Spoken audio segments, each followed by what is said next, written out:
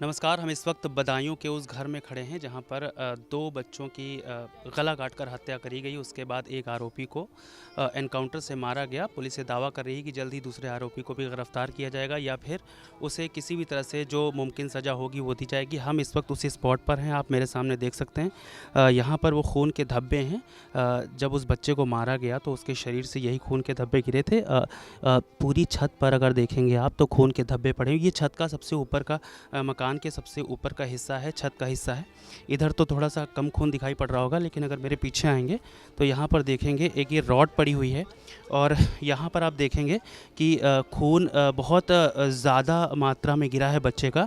और जो दो बच्चे थे, दोनों बच्चों का ये खून मिला करके है, आप ये देखेंगे। और पीछे की तरफ भी ये पूरी तरह से जो खून के ही धब्बे हैं यहाँ पर दिखाई दे रहा है। इसको देख करके इतना तो समझा जा सकता है कि बच्चों की कितनी निर्मम तरह से हत्या की गई थी। अब उस आरोपी की मंशा क्या थी क्या नहीं थी, इसके बारे में तो यहाँ के लोगों से जान करके ही पता चलेगा।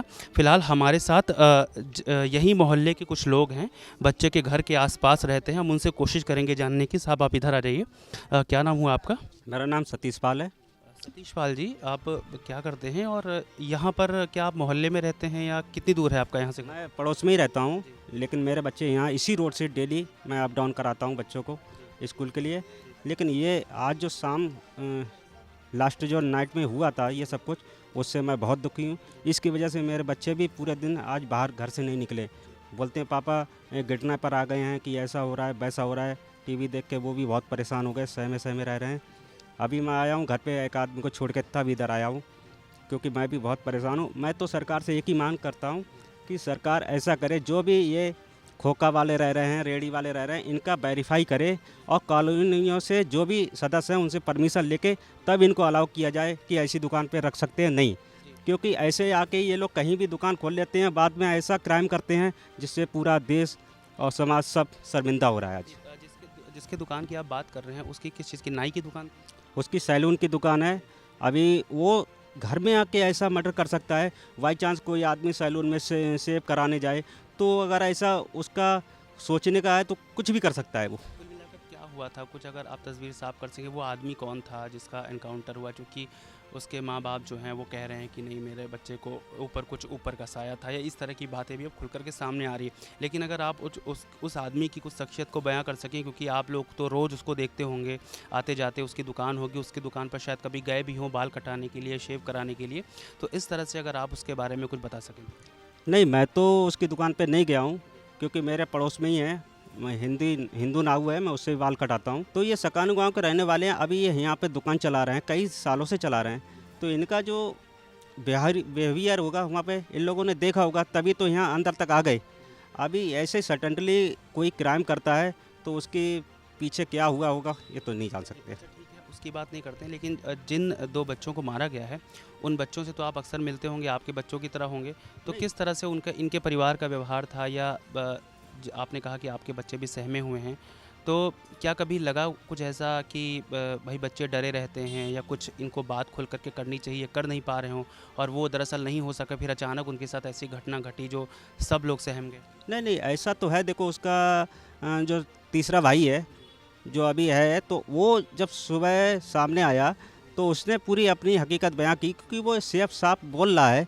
क्योंकि उसको जो भी उसके साथ में रात में हुआ, जो बचा है, तो वो बच्चे उसको देख के ऐसा लगता है कि वो सभी बच्चे एकदम समझदार और मतलब पारिवारिक थे।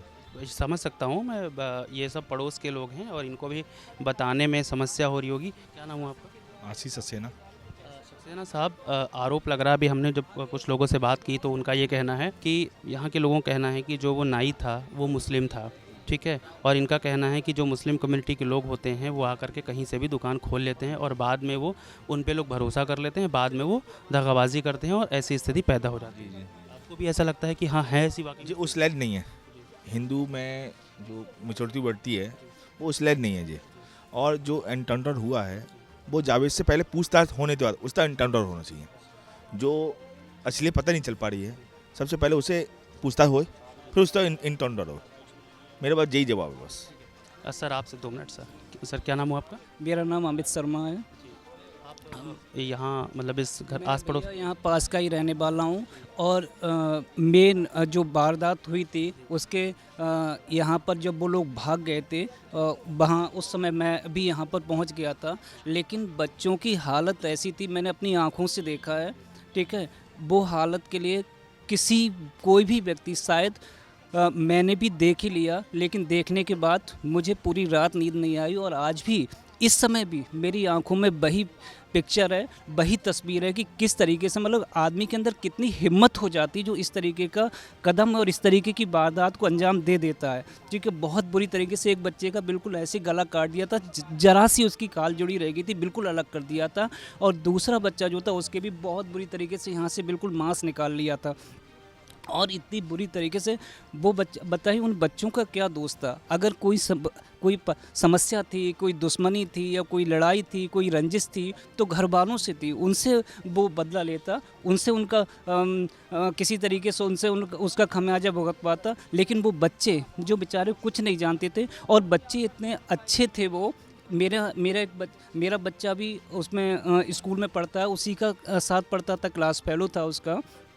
उससे मैंने बात करी इस बच्चे के बारे में, कह रहा इतना होशियार था पढ़ने में, अपने आप में बहुत बढ़िया, हमेशा असेंबली कराता था, जो भी एकेडमिक एक्टिविटीज़ होती हैं उन एक्टिविटीज़ में भाग लेता था, हमेशा टॉप रहा स्कूल में। ऐसे बच्चे के साथ बताइए भगवान ने भी कैसा अन्याय किया है। तो बस सोच के ही बुरा लगता है। अभी जो कि आप जो एक तस्वीर बयां कर रहे हैं कि आपने उस वक्त देखा था, उस जब बच्चे की हत्या हुई, जब दोनों बच्चों की हत्या हुई, वो उसके बाद दरअसल यहाँ पर क्या मोमेंट था, उसके बाद क्या हुआ, अगर उस चीज़ को आप बता सकें। उसके बाद भैया यहाँ पर जिस तरीके से वो बच्चों को मार के अंजाम दे के वो लोग, एक तो बच्चा वो तो फंसी गया था, इसी वजह से पकड़ भी गया वो, ठीक है। वो पकड़ गया था। हाँ, ऊपर पकड़ गया था। वो छोटे वाले बच्चे ने देख लिया तो वो नीचे जाकर उसने गेट लगा दिया, इस वजह से वो पकड़ गया, नहीं तो वो भी भाग जाता। लेकिन भाई उसके बाद जो उसने बच्चे ने बताया जाके नीचे अपनी माँ के लिए, फिर वो बेचारी भागी हैं बाहर, तो लोग सब आस पड़ोस के लोग इकट्ठे हो गए। फिर यहाँ पर ये पास में ही पुलिस चौकी भी है, थोड़ी दूर पे ही, यहाँ पर थोड़ी दूरी पर पुलिस आ गई, ठीक है ना। पुलिस आ गई, फिर उनने फ़ोन वगैरह कर दिया। फिर तो यहाँ पर प्रशासन के बहुत सारे लोग, इतना भीड़, इतना जमा बाड़ा था यहाँ पर कि कुछ कह नहीं सकते हैं मतलब। लेकिन हम लोग बस ये चाह रहे थे कि जैसे इनके बच्चों के जो पिताजी थे वो अलीगढ़ में वहाँ पर एक कॉन्ट्रैक्टिंग का काम करते हैं, कि वो आ जाएं, उसके बाद यहाँ से बच्चों की डेड बॉडी को ले जाया जाए। लेकिन प्रशासन की तरफ से बहुत जब दबाव बनाया गया और यहाँ से वो डेड बॉडी बच्चों के लिए वो ज़बरदस्ती यहाँ से ले गए। ये आपने बच्चों की दशा बताई। मैं अगर उन लोगों के बारे में पूछूं जो हत्यारे थे या जिन लोगों ने इस घटना को अंजाम दिया, तो आप उनमें से किसी को ऐसे ही चलते फिरते या क्योंकि मोहल्ले में रहते हैं इस वजह से किसी भी तरह से जानते हो, अगर थोड़ा बहुत जानते हो तो प्लीज़ उनके बारे में बताइए। भैया उनके बारे में मैं बिल्कुल नहीं जानता हूँ, क्योंकि मैं इधर थोड़ा आगे मेरा घर है, वहाँ रहता हूँ। और ये जो भैया हैं इनका हमारा पहले ये भी उधर ही रहते थे, ठीक है ना। अब इन्होंने ये नया मकान बनवाया, तब से इधर आ गए हैं। अच्छा, मेरा इधर पे वो जैसे इस साइड में उनके यहाँ पर स्टॉप में मेरा कभी आना जाना नहीं हुआ, तो उनकी शक्ल भी से मैं उन्हें नहीं पहचान सकता कि वो किस तरीके के दिखते थे बस। अगर मैं आपसे ये पूछूं कि इनके जो परिवार का व्यवहार था या जो बच्चे थे, आपने बताया बच्चे बड़े होनहार थे, आपके बच्चों के साथ भी वो हम हमेशा खेलते होंगे, तो अभी मैं अगर आपसे पूछूं कि अब इस वारदात के बाद, क्योंकि आपके भी बच्चे हैं तो आपको भी डर का माहौल होगा, अभी आगे की स्थिति क्या होगी, प्रशासन से क्या मांगे, स्कूल भेजते भी शायद डर लगता होगा, या बच्चों को किसी के साथ अगर अकेला छोड़ दें एक भी बार, ऐसी स्थिति में क्या होता है कि अगर हमारे परिवार का नहीं है, कोई रिश्तेदार भी है, उन पर भी सवाल खड़े हो जाते हैं, उनसे भी डर लगने लग जाता है कि हम बच्चों को अकेला छोड़ें या ना छोड़ें। तो क्या आपके मन में भी अब ऐसी शंकाएं पैदा होंगी? भाई पूरे मोहल्ले में, आस पड़ोस में, मतलब आप समझ लीजिए जो गार्जियंस है उनकी छोड़ दीजिए, बच्चों के अंदर ऐसी दहशत बन गई है कि बच्चे घर से नहीं निकलना चाह रहे। मैं अपने बच्चे की बात कर रहा हूँ, उसने किसी तरीके से केवल सुना, तो आप ये समझ लीजिए मेरा बच्चा भी 7th क्लास में पढ़ता है, वो मेरे से ऐसे चिपक के लेटा कि बिल्कुल अलग हटने का नाम नहीं ले रहा था, ठीक है। और रात को मैं बार बार उससे कह रहा था कि बेटा सो जाओ, लेकिन उसे भी पूरी रात नींद नहीं आई, इतनी दहशत फैल गई है। मतलब ये मैं अपनी बात नहीं कर रहा हूँ पर्टिकुलर, बल्कि पूरे आप किसी भी आसपास, किसी भी कॉलोनी, किसी भी मोहल्ले में किसी भी व्यक्ति से पूछे जाके हर घर में यही स्थिति माहौल, क्योंकि ऐसी इतनी दर्दनाक, इतनी निर्मम और इतनी ऐसी घटना को अंजाम दिया गया है कि कुछ कहा नहीं जा सकता है इस घटना के बारे में। बहुत शुक्रिया सर आपका हमसे बात करने के लिए। हम किसी और से बात करने की कोशिश करेंगे। सर क्या नाम हुआ आपका? मैं बीज स्वास्थ्य में सर जी, प्लीज़ इधर आ जाइए, उधर सूरज लग रहा है। हाँ सर, क्या नाम बताया आपने? मैंने बीरेश वार्षिनी मेरा नाम है, मैं भारत विकास परिषद का अध्यक्ष हूँ। वासनी साहब, यहाँ पे जो कुछ भी हुआ बेहद दर्दनाक है और बड़ा जघन्य अपराध है, लेकिन इसके बाद अब सवाल ये उठने लगे हैं कि कुछ लोगों से मैंने बात की तो उनका साफ तौर पे ये कहना है कि एक दूसरी कम्युनिटी का आदमी आकर के हमारे घर के सामने दुकान खोल लेता है और हम लोग उस पर विश्वास जताने की कोशिश करते हैं और बाद में क्या होता है कि विश्वासघात होता है। क्या आपको भी वाकई में ऐसा लगता है? नहीं, देखिए, ये एक ट्रेंड चला आ रहा है और ये केवल बदायूं के लिए ही नहीं है, बल्कि मैं समझता हूँ ये पूरे भारत में इस तरह का ट्रेंड है कि ये कम्युनिटी ही इस तरह से जो है व्यवहार करती है। और ये जो कम्युनिटी है इसका आप देखेंगे, ये पैटर्न जो है आपको न सिर्फ बदायूं में बल्कि पूरे भारत में मिलेगा। और वैसे भी आप अगर इतिहास के पन्ने को खगोलेंगे तो इनको अपना मजहब का प्रचार करने का सिर्फ यही एक तरीका है इनके पास कि पहले किसी भी बस्ती में जाकर जहाँ दुकानें होती हैं वहाँ एक दुकान खरीद लेते हैं, फिर वहाँ अनरेस्ट पैदा करते हैं और उसके बाद फिर वो कोशिश ये करते हैं कि बाकी लोग यहाँ से पलायन कर जाएं। और फिर वो क्या करते हैं, जब वो पलायन करने लगते हैं तो वो फिर अपनी कम्युनिटी को वहाँ लाके बसाते हैं। इस तरह से ये अपना विस्तार करते हैं।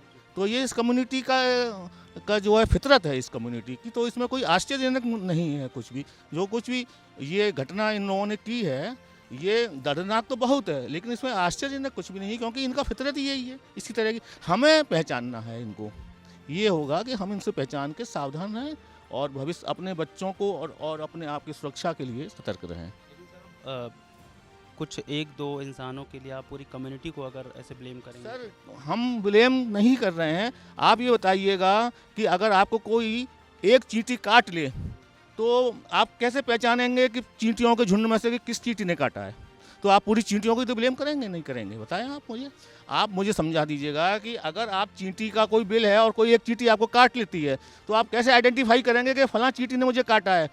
तो आप क्या कहेंगे, मुझे चींटी ने काट लिया, मुझे चींटियों ने काट लिया। सारी चींटियाँ जो है वो काटने वाली होती हैं, ये सारी चींटियाँ जो है हमको दंश देती हैं। तो आप वही चीज़ इनके साथ है, मतलब इनका जो है कोई आइडेंटिटी नहीं है, इन सबकी एक ही आइडेंटिटी है। आप देखेंगे इनके यहाँ चाहे कोई पढ़ा लिखा हो चाहे वो अनपढ़ हो, लेकिन वो उनका एक ही ढर्रा है, काम करने का एक ही तरीका है। उनको वही चीज़ है कि वो दूसरी जो कम्युनिटी है वो काफिर है और हम मोमिन हैं। तो ये मोमिन और काफिर के बीच का जो डिफरेंस है ये थ्रू आउट पूरी कम्युनिटी में व्याप्त है। इसलिए आप ऐसा नहीं कह सकते कि एक आदमी खराब है। मैं कहता हूँ एक आदमी खराब है मान लीजिएगा, बाकी कम्युनिटी के जो अच्छे लोग हैं वो उनके विरोध में क्यों नहीं आते हैं?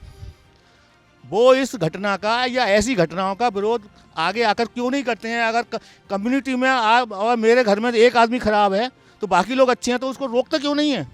तो अगर हम उसकी सपोर्ट कर रहे हैं उस आदमी की तो इसका मतलब हम भी खराब है। अगर हम धर्म के रास्ते पर चल रहे हैं और अगर हमें धर्म के साथ नहीं खड़े हैं और निष्पक्ष हैं तो भी हम अधर्म के साथ खड़े हैं। हमें जो है धर्म के साथ खड़ा होना होगा।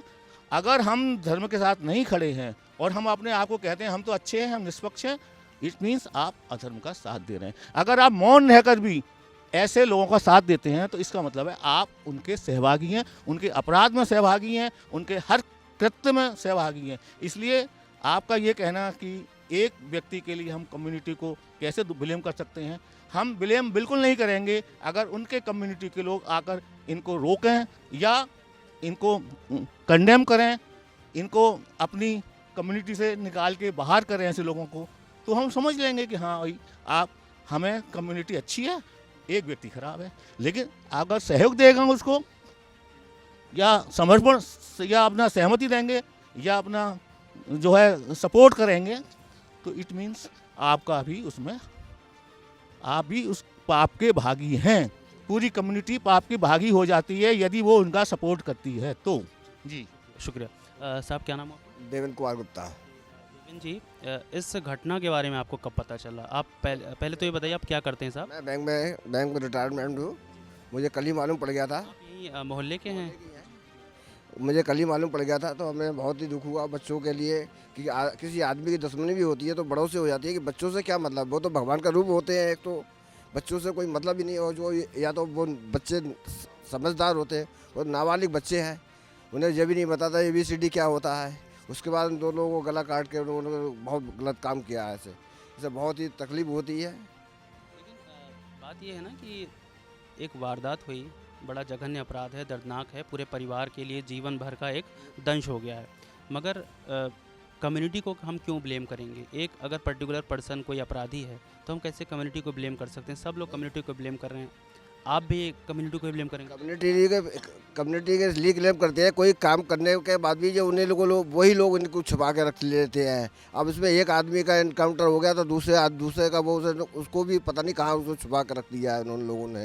लेकिन अगर जब वो नहीं है इसमें इन्वॉल्व तो उसे सिलेंडर करना चाहिए, उसके लिए सामने लाना चाहिए। उसके लिए छुपाना क्यों चाहिए? उसके लिए ये लोग उसको काम करने के बाद उसको छुपाने की कोशिश और करते हैं ये लोग। सवाल ये भी तो उठता है ना कि तुरंत एनकाउंटर क्यों कर दिया गया? शायद बहुत सारी बातें ख़त्म हो गई हूँ, उससे पूछताछ भी की जा सकती थी। और कौन उसे मारा? जिसने मारा खून का बदला खून का ही होना चाहिए। ये तो ऐसे लोग ही हैं, इन लोगों को कोई रात करने की जरूरत नहीं है। आप ऐसा क्यों कहते हैं कि एनकाउंटर कर दिया गया? एनकाउंटर कभी किया नहीं जाता है, हो जाता है। एक्चुअल में क्या है कि अगर एक क्रिमिनल पुलिस पर जो है अटैक करेगा तो पुलिस अपनी सुरक्षा के लिए क्या करेगी बताएं आप? मतलब वहाँ भी पुलिस उससे अपनी मार खा के आ जाए, आप ये कहना चाहते हैं ना?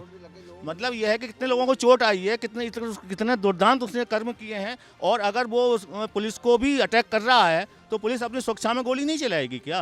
तो जब चलाएगी तो वो अटैक अगर चलाई है तो वो मारा गया।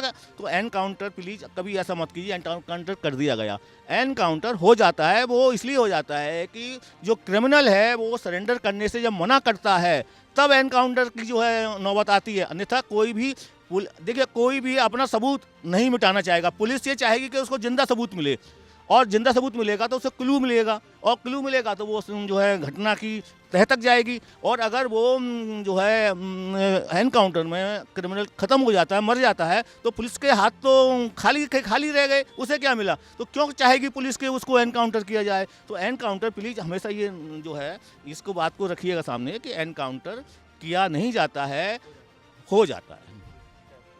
आप क्या नाम हुआ सर आपका? शिव कुमार गुप्ता। शिव कुमार जी, आप यहीं आसपास के रहने वाले हैं?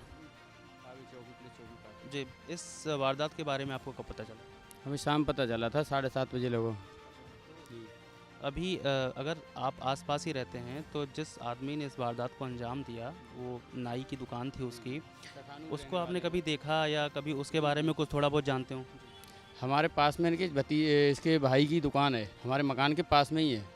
हाँ, तो ये वहाँ जाता आता रहता था दुकान पे। तो कभी इसको देख करके ऐसा लगा हो कि हाँ इसकी हरकतें ऐसी हैं या कभी भी ये कुछ कर सकता है, ये एक मतलब संदिग्ध व्यक्ति, कभी आपको ऐसा लगा हो? ऐसा तो कभी नहीं लगा फिलहाल में, पता नहीं उसके मन में क्या था, क्या रंजिश थी, क्या मन में मनमुटाव बैठा था उसके, क्यों मारा उसने, ये कोई पता नहीं चल पा रहा अभी तक। ये तो थोड़ी देर 2-4 दिन बाद पता चलेगी। कहाँ के रहने वाले थे? ये उपरैले के रहने वाले थे। 20 साल पहले वो सखानू आ गए थे, सखानू के रहने वाले हैं। फिलहाल में सखानू रहते हैं। ये पर डे अप डाउन करते हैं डेली यहाँ पे, और इनका परिवार यहाँ पे कम से कम 6-7 खोके रखे हुए हैं।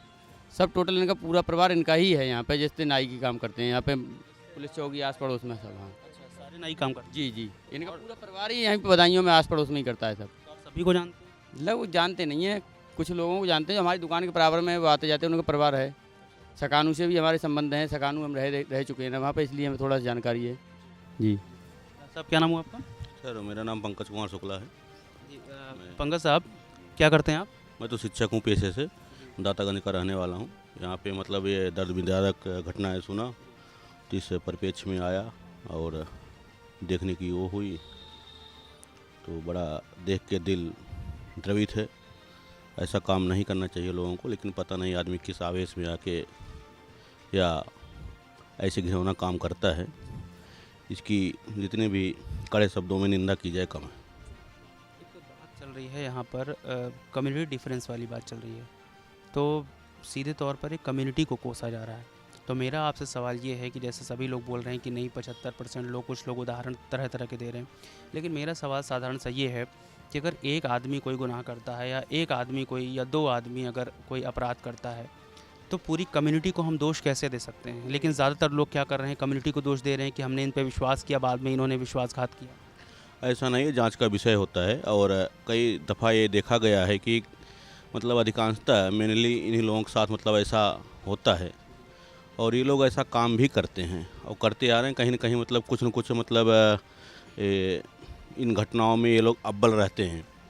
तो इसी परिप्रेक्ष्य में लोग भाई थोड़ा इनको शक की दृष्टि से देखते हैं। बाकी भाई एक किसी एक के पर्सनल कृत्य को देख के पूरी कम्युनिटी को जो है मतलब दोषी करार दिया जाए, बहुत हद तक मेरी निगाह सही नहीं। लेकिन एक बात यह है कि जैसे यहाँ पर बच्चों के साथ जो अपराध हुआ, आपके घर में भी बच्चे होंगे, डर हो जाता है कि भाई अगर यहाँ पर हो सकता है तो कुछ कभी भी कुछ भी हो सकता है और अपने बच्चों के प्रति, अपने परिवार के प्रति हमेशा सबको डर लगता है। तो अभी फ़िलहाल के लिए अपने घर को, अपने परिवार को सुरक्षित रखने के लिए और समाज में लोगों को सुरक्षित रखने के लिए, इनफैक्ट जब बच्चे स्कूल जाते हैं तो वहाँ पर भी हमें डर बना होता है कि अगर सुबह 8 बजे से 12 बजे तक अगर हमारा बच्चा स्कूल में है तो वहाँ पर वो अकेला रहता है, वो शिक्षक देख रेख करता है, लेकिन फिर भी एक अपना बच्चा है तो अपना बच्चा रहता है, हमें उसकी सुरक्षा की फ़िक्र रहती है। तो अब इस चीज़ को लेकर के आपको क्या महसूस होता है और इसके अलावा आप प्रशासन से इसको लेकर के क्या मांग करें कि किस तरह की सुरक्षा व्यवस्था दरअसल होनी चाहिए? नहीं, इस तरह के जो कृत्य हैं पहले तो जो है इसको अवेयर होना पड़ेगा घर वालों को और फिर कुछ बच्चों को भी मतलब इसके बारे में शिक्षा दी जाए। भाई बेटा अगर रात को कोई आ रहा है, अगर बुला रहा है तो मतलब क्यों बुला रहा है, बिना अपने मतलब माँ बाप से पूछे हुए या फिर किसी से पूछे हुए आपको जाना नहीं चाहिए। और इस तरह की घटनाएं वाकई दिल को झकझोर तो देती ही हैं, एक बार सोचने पे मजबूर कर ही देती हैं कि ऑलरेडी भाई आप हमेशा बच्चे के साथ तो रह नहीं सकते और भाई आपने बच्चों को स्कूल छोड़ दिया तो स्कूल किसके साथ छोड़ा और वहाँ पे जिम्मेदारियाँ किसकी बढ़ जाती है। तो बात देखिए क्या है कि विश्वास की ज़्यादा होती है। अगर विश्वास आप रखेंगे तो भाई कुछ भी हो सकता है, अच्छा भी होता है, बुरा भी होता है, घटनाएं घटती रहती हैं, लेकिन कोई एक इंसान अगर मतलब इस तरह के कृत्य करता है तो उसको फिर समाज में रहने का कोई औचित्य नहीं। एक आरोप ये लग रहा था साहब, आप जो कि आप बता रहे थे कि इनके घर के पास रहते हैं, तो एक आरोप ये लग रहा था, ये भ्रम है या ये वाकई सच है कि उस आदमी ने मारा इसलिए चूँकि वो कुछ खून ऊन पीने की बात ऐसी चल रही थी? ऐसा कुछ नहीं है, खून कुछ नहीं। वो तो ये लगभग एक आइडिया लग रहा है कि जैसे बच्चे का गर्दन उसने इस तरीके से काटा है तो वो ब्लड जो निकल के सीधा यहाँ पे ब्लड निकलेगा, वो सीधा उसके मुंह पे गया। जो सरकार ने एनकाउंटर करवा के ये सराहनीय काम किया है और आगे जो इसका भाई और रह गया उसको भी एनकाउंटर करवाए तभी ये संभव होगा। आप यही मोहल्ले में रहती हैं? नहीं, हम लोग आवास विकास में रहते हैं। घटना हुई तो देखने के लिए चले आए। नहीं, तो एक छोटा सा सवाल ये है कि आपके घर में भी बच्चे होंगे और यहाँ पर जो हुआ उसके बाद एक सुरक्षा को लेकर के सवाल खड़े हो जाते हैं और बच्चे स्कूल जाते हैं या बच्चे बाहर कुछ काम करने जाते हैं या किसी भी कारण से अगर जब तक बच्चे बाहर अकेले रहते हैं उनको लेकर के जो डर लगता है हमें, तो वो जब ये घटना हुई तो उसके बाद आप लोगों के मन में किस तरह से आया कि हमारे बच्चों के लिए ये चीज़ें और होनी चाहिए या स्कूल में ये व्यवस्था और होनी चाहिए, प्रशासन से ये मांग और होनी चाहिए ताकि हमारे बच्चे सुरक्षित रह सकें? और जब इस घटना को आप के बारे में आपको पता चला तो आपका रिएक्शन क्या था अपने बच्चों के साथ, क्योंकि बच्चे डर जाते हैं जब ऐसी चीज़ों को उन्हें पता चलता है? सबसे पहले मेरे बच्चों को ही पता पड़ा, उन्होंने बताया मम्मी ऐसे ऐसे वहाँ पर बाबा कॉलोनी में 2 बच्चों का मर्डर हो गया। तो हमारे यहाँ दूध देने आता है ना, उसने बताया उनको। फिर तो धीरे धीरे करके मतलब मोबाइल पे भी सूचना आ गई और लोगों को हमारे यहाँ मिलने वाले रहते हैं इनके पड़ोस में ही, फिर हमने उनको फ़ोन किया तो पता पड़ा कि ऐसा ऐसा हो गया। लेकिन ये बहुत मतलब अच्छी स्थिति नहीं है कि हम जहाँ पर बैठ रहे हैं, जहाँ पर हम रोज़गार अपना कर रहे हैं, वहीं के लोगों का इस तरह से करते हैं। और ख़ासतौर से बच्चों से क्या दुश्मनी थी भाई? अगर पेरेंट्स से दुश्मनी थी तो बताना चाहिए, लेकिन बच्चों से क्या दुश्मनी थी जो उनको मार दिया? तो इस तरह से तो देश में बच्चे रह ही नहीं पाएंगे, कहीं भी सुरक्षित नहीं रह पाएंगे, ना स्कूल घर, बच्चा तो हर जगह रहता है, तो कहीं पे भी सुरक्षित नहीं है। फिर इस आदमी के बारे में, जो ये दोनों आदमी थे, अब तो लोग बात कर रहे होंगे इसके बारे में, जो आस पड़ोस के होंगे, इसके बारे में कुछ अगर कोई बता रहा हो कि ये किस तरह के लोग थे या ऐसे ही आम जनता की तरह जैसे मोहल्ले में लोग होते हैं वैसे ही दिखते थे मगर अचानक इन्होंने ऐसा काम कर दिया, कभी भी इन्होंने कुछ ऐसा उल्टा पुल्टा काम किया हो कि लगा हो कि भाई ये संदिग्ध हो? नहीं, संदिग्ध तो यहाँ कोई नहीं बता रहा उन्हें, क्योंकि हर किसी के पास बैठते उठते थे और जो इंसान नाई का काम करता हो तो हर घर से मेरे ख्याल से कोई ना कोई, चाहे लड़का या उनके पिता, बच्चे, मतलब सभी बाल कटाने तो आते ही हैं, तो ऐसा संदिग्ध तो कोई नहीं बता रहा है। लेकिन जो हुआ वो बहुत दर्दनाक है। ये चीज़ें कब पता चली आपको जब ये यहाँ हम पर? लोग रात को फ़ोन के जरिए फ़ोन पे लगातार मैसेज आने हुए थे और हमारे जो जानकार थे उन लोगों ने हमसे पूछना शुरू किया था कि आपकी तरफ क्या हो गया है, इस तरह की न्यूज़ आ रही है। पड़ोसी हैं? नहीं, पड़ोसी नहीं है, हम थोड़ा दूर पे रहते हैं। क्या करती हैं मैम? हम टीचर हैं। अच्छा, टीचर। जी। तो चूँकि टीचर हैं तो आपसे एक ख़ास सवाल बनता है कि चूँकि बच्चों को अकेले नहीं छोड़ा जाता, ठीक है, और जब बच्चे कहीं दूर रहते हैं, जितनी देर मान लीजिए सुबह स्कूल जाते हैं 8 बजे से जब तक 12 बजे तक वो घर पे रहते हैं, तब तक घर वालों के माँ बाप की चिंताएं बढ़ी रहती हैं कि बच्चे हमारे सुरक्षित हैं या नहीं। क्योंकि हमने पिछले दिनों में, पिछले सालों में कई बार ऐसा देखा है कि स्कूल में भी ऐसी बड़ी बड़ी घटनाएं होती हैं। तो अगर मैं अभी आपसे पूछूं कि सुरक्षा में एक्स्ट्रा और क्या करना चाहिए कि ऐसी घटनाएं ना घटें, या विश्वास को लेकर के बच्चों के लिए एक नया सब्जेक्ट लाना चाहिए, उन्हें कुछ नया सिखाना चाहिए, तो इस तरह से अगर आप कुछ बताना चाहें। इस तरह की घटनाएं हम पहले सुनते थे और देखते थे, लेकिन आज भी ये पहली बार ऐसा हुआ कि मौका वारदात हमको यहाँ पहुँचे और हमने देखा वास्तव में ऐसा होता है। तो इसमें हमें बच्चों को अपनी हिम्मत देने की बहुत ज़रूरत है और शुरू से ही उनको साहसी बनाएं कि उनको किस तरह की घटना हो तो वो उसको सामना कर सकें। इस समय ये बहुत ज़रूरत है, बच्चों को साहसी बनाएं और उनको हर चीज़ से अवेयर कराएं कि ऐसा हो रहा है। मैं ये कहना चाहूँगी। ये कुछ पड़ोसी लोग थे जिनका अपना अलग अलग तरीके से मानना है। कुछ लोग कम्युनिटी को दोष दे रहे हैं और जबकि कुछ लोगों का ऐसा कहना है कि एनकाउंटर कर देना ही ज़रूरी है, जबकि कुछ लोग ऐसा भी बोल रहे हैं कि एनकाउंटर करना नहीं चाहिए था। उसकी वजह से बहुत सारी चीज़ें जो हैं वो रिवील नहीं हो पाई, बहुत सारी चीज़ें छुप गई। लेकिन जब दूसरा व्यक्ति, जो दूसरा आरोपी है या दोषी है, जब वो पकड़ा जाएगा तो बहुत हद तक ये साफ़ हो जाएगा कि दरअसल इनके मन में क्या था, इन्होंने हत्या क्यों की। अब इस क्यों का जवाब ढूंढने के लिए पुलिस लगातार कोशिश कर रही है और उम्मीद है कि जो प्रशासन है थोड़ा सा और सख्त होगा। और एक अपील भी है, द न्यूज़ 15 की तरफ से ये अपील है कि अपने बच्चों को, वो चाहे छोटी उम्र के हैं चाहे बड़ी उम्र के हैं, उन्हें ये ज़रूर बताएं कि किसी पर विश्वास कैसे करें, किस पर विश्वास करना चाहिए या नहीं करना चाहिए, कौन किसके साथ है, किसके पास जाना चाहिए या नहीं जाना चाहिए, in fact good touch, bad touch, और किसके साथ आप बाहर जा सकते हैं या नहीं जा सकते हैं। स्कूल जाइए तो किस तरह से आपका बिहेव होना चाहिए। स्कूल में सबसे पहले अगर आपको कोई परेशानी होती है तो किससे आपको बात करनी चाहिए। रात बिरात अगर आपको कोई बुलाता है तो सबसे पहले अपने माँ बाप को बताना चाहिए या जो सबसे आपका विश्वास पात्र है उसको बताना चाहिए। इन तमाम चीज़ों की अपील द न्यूज़ 15 भी करता है और सिर्फ इसलिए करता है ताकि आप अपने घर पर सुरक्षित रहें और आपके बच्चे भी आपके घर पर सुरक्षित रहें। फ़िलहाल बदायूं से घटना स्थल से रविशंकर के साथ गौरव।